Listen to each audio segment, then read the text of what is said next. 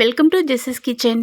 Hi friends, நம்ம இன்னைக்கு அருமையான சுவையில் ஸ்வீட் ரெசிபி தாங்க செய்ய போகிறோம். இந்த ஸ்வீட் மேலே கிறிஸ்பியாகவும் உள்ளே நல்ல சாஃப்டாகவும் சாப்பிட்றதுக்கு ரொம்ப டேஸ்ட்டாக இருக்குங்க. 5 நாள் வரைக்கும் ஸ்டோர் பண்ணி வச்சு கூட சாப்பிட்லாங்க. இந்த ஸ்வீட்டை சாமிக்கு நெய்வேத்தியமாக செய்யலாம். பண்டிகை நாட்களில் பலகாரமாகவும் செய்யலாங்க. ஈவினிங் டைமில் பிள்ளைகளுக்கு ஸ்நாக்ஸாகவும் செய்து கொடுக்கலாம். இது செய்யறதுக்கு 10 நிமிஷமே அதிகம்தான். ஆனால் டேஸ்ட்டு பக்காவாக இருக்குங்க. வாங்க எப்படி செய்யலான்னு பார்க்கலாம். ஃபஸ்ட்டு நம்ம ஒரு மிக்சிங் பவுலில் 1 கப்பு ரவை சேர்த்துக்கலாம். 1 கப்பு ரவைக்கு 1 கப்பு சுகர் சேர்த்துக்கலாங்க. இந்த ஸ்வீட்டுக்கு இனிப்பு சுவை கொஞ்சம் அதிகமாக இருக்கணும்.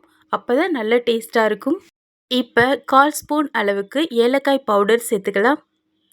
இனிப்பு சுவை கூடுதலாக தெரியறதுக்காக ஒரு பிஞ்சு உப்பு சேர்த்துக்கலாங்க. சேர்த்துட்டு இது நல்லா நம்ம மிக்ஸ் பண்ணிக்கணும். இது இருக்கட்டும்.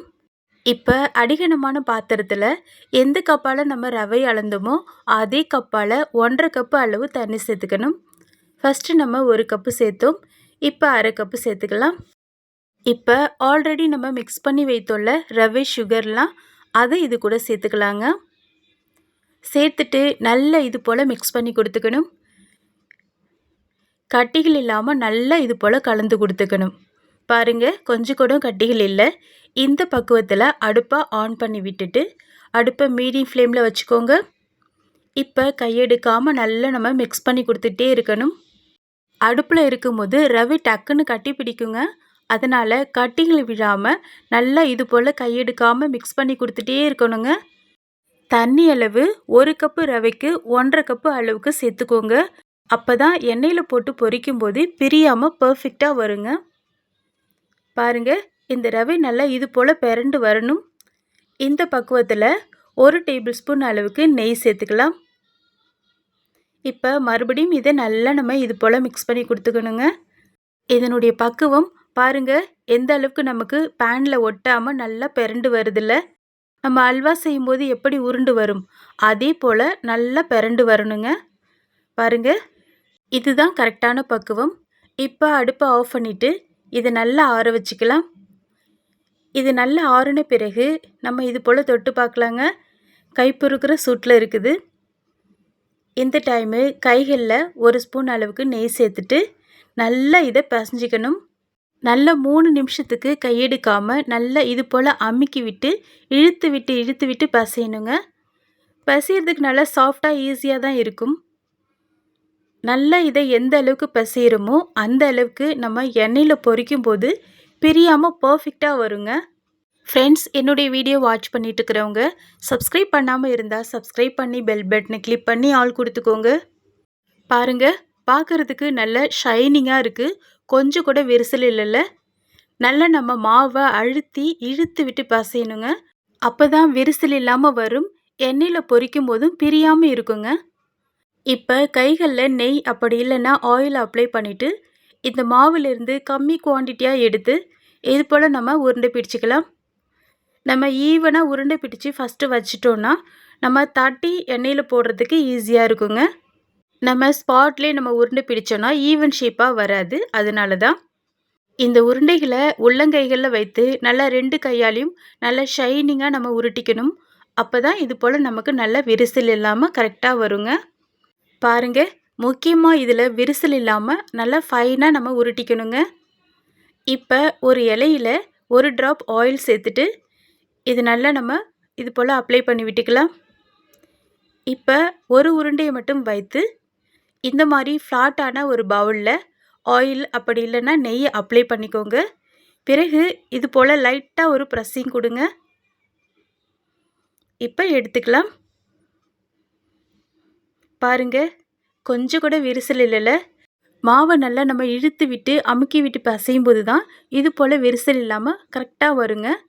சப்போஸ் நீங்கள் ட்ரை பண்ணும்போது லைட்டாக விரிசல் வந்த மாதிரி இருந்தால் கூட கைகளால் நல்லா இது போல் க்ளோஸ் பண்ணி விட்டுக்கலாம். ஒன்றும் தப்பில்லை. இப்போ இது அப்படியே ஒரு பிளேட்டில் நம்ம ட்ரான்ஸ்ஃபர் பண்ணிக்கலாம். இதே போல் எல்லா மாவுகளையுமே நம்ம ரெடி பண்ணி இது போல் பிளேட்டில் அரேஞ்ச் பண்ணிக்கணும். பாருங்கள், ஈவன் ஷேப்பாக இருக்குல்ல. இது போல் நம்ம ரெடி பண்ணி வச்சுட்டு இப்போ சூடான எண்ணெயில் நம்ம இதை ஒன்றா சேர்த்துக்கலாங்க. நம்ம மாவு பிசைய ஸ்டார்ட் பண்ணும்போது எண்ணெயை சூடு பண்ணிட்டோன்னா இந்த எண்ணெய் சூடாகிறதுக்கும் நம்ம இது தட்டி போடுறதுக்கும் ஈஸியாக இருக்குங்க. நல்ல சூடாக இருக்கணும் எண்ணெய். அப்போ தான் நம்ம இதை பொரிக்கணும். சூடு இல்லாமல் இருக்கும்போது நம்ம சேர்த்தோன்னா அடியில் ஒட்டிக்குங்க. அதே போல் போட்ட உடனே நம்ம கரண்டியை வைக்கக்கூடாதுங்க. அது போல் வச்சிட்டோன்னா பிரிஞ்சிடும். இது நல்லா உப்பி வருது பார்த்தீங்களா? இது போல் நல்லா அதுவே எழும்பி வரும். அந்த டைமில் நம்ம இதை அப்படியே நம்ம ஒன்று ஒன்றா பெரட்டி விட்டுக்கலாம். பாருங்கள், இது போல் நம்ம பெரட்டி விட்டுக்கணும். இதை அப்படியே விட்டுறக்கூடாதுங்க. 2 நிமிஷத்துக்கு ஒரு முறை இது போல் நம்ம பெரட்டி விட்டு நல்லா கோல்டன் கலர் வரும் வரை நல்லா நம்ம பொரிச்சிக்கணுங்க. பாருங்கள், உடையாமல் வந்திருக்குல்ல. அதே போல் பெரட்டி விடும்போது சின்ன கரண்டியாக யூஸ் பண்ணுங்க. சப்போஸ் பெரிய கரண்டி யூஸ் பண்ணிங்கன்னா பக்கத்தில் இருக்கிறது டிஸ்டர்ப் ஆக வாய்ப்பு இருக்குது. இது ரொம்ப திக்காகவும் நம்ம ரெடி பண்ணக்கூடாது, அதுக்குன்னு தட்டையாகவும் செய்யக்கூடாதுங்க. நம்ம அதிரசத்துக்கெலாம் தட்டுவோம்ல, அதே பக்குவத்தில் செய்யுங்க, கரெக்டாக இருக்கும். அதே போல் தண்ணி அளவு கரெக்டாக சேர்த்துக்கணுங்க. 1 கப்பு ரவைக்கு 1.5 கப்பு சேர்த்துக்கோங்க. அப்போ தான் இது போல் எண்ணெயில் பொரிக்கும் போது அதிகமாக எண்ணெய் இழுக்காமல் இருக்குங்க. இந்த எண்ணெயோட சலசலப்பெல்லாம் நல்லா அடங்கி இது போல் கோல்டன் கலர் வந்த பிறகு இது அப்படியே இது போல் எடுத்துக்கலாங்க. இப்போ இன்னும் ஒரு கரண்டியால் இதை அப்படியே லைட்டாக ஒரு ப்ரெஸ்ஸிங் கொடுக்கணும். அப்போ தான் இதில் உள்ள எக்ஸ்ட்ராஸ் ஆயில் எல்லாம் வெளியில் வந்துடும். நான் ஒரு கையால் வீடியோ எடுக்கிறதால உங்களுக்கு செய்து காட்ட முடியல. இப்போ நான் காட்டுறேன் பாருங்கள். இதை அப்படியே ட்ரான்ஸ்ஃபர் பண்ணிக்கலாம். இது போல் எடுத்து இது போல் லைட்டாக நம்ம ஒரு ப்ரெஸ்ஸிங் கொடுக்கணுங்க. அப்போ தான் அந்த உப்பெல்லாம் இருக்கிறதெல்லாம் நல்லா அமுங்கி எக்ஸ்ட்ராஸ் ஆயில் எல்லாம் வெளியில் வந்துடும். இது ஆறின பிறகு நல்லா கிறிஸ்பியாக இருக்குங்க. இதே போல் நம்ம எல்லாத்தையுமே நம்ம ரெடி பண்ணி பொரித்து வச்சுக்கலாம். இப்போ பாருங்கள், நமக்கு ரொம்பவே சூப்பராக ரெடியாக இருக்குது. ஒரு பீஸ் மட்டும் எடுத்து காமிக்கிறேன். பாருங்கள், டச் பண்ணும் போதே தெரியுது மேலே நல்ல கிறிஸ்பியாகவும் உள்ளே நல்ல சாஃப்டாகவும் இருக்குங்க. ரியலி ஃப்ரெண்ட்ஸ், சாப்பிட்றதுக்கு ரொம்பவே டேஸ்ட்டாக இருக்கும். இது செய்கிறது 10 நிமிஷமே அதிகம்தாங்க. ரொம்ப ஈஸியாக செய்திடலாம். சாமிக்கு நெய்வேத்தியமாகவும் செய்யலாம், பண்டிகை நாட்களில் பலகாரமாகவும் செய்திடலாங்க. ஈவினிங் டைமில் பிள்ளைகளுக்கு ஸ்நாக்ஸாகவும் செய்து கொடுக்கலாம். சாப்பிட்றதுக்கு அம்புட்டு ருசியாக இருக்குங்க.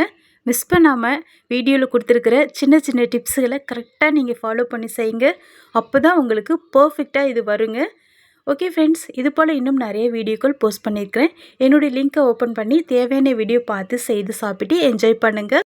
இதுவரை என்னுடைய வீடியோவை பொறுமையாக வாட்ச் பண்ணி சப்போர்ட் பண்ணி சப்ஸ்கிரைப் பண்ண உங்களுக்கு ரொம்ப தேங்க்ஸ். இப்போ வீடியோ பார்த்துட்டு இருக்கிறவங்க சப்ஸ்கிரைப் பண்ணாமல் இருந்தால் சப்ஸ்கிரைப் பண்ணி பெல் பட்டனை கிளிக் பண்ணி ஆல் கொடுத்துக்கோங்க. Okay friends, thank you. நெக்ஸ்ட் வீடியோவில் பார்க்கலாம். பாய்.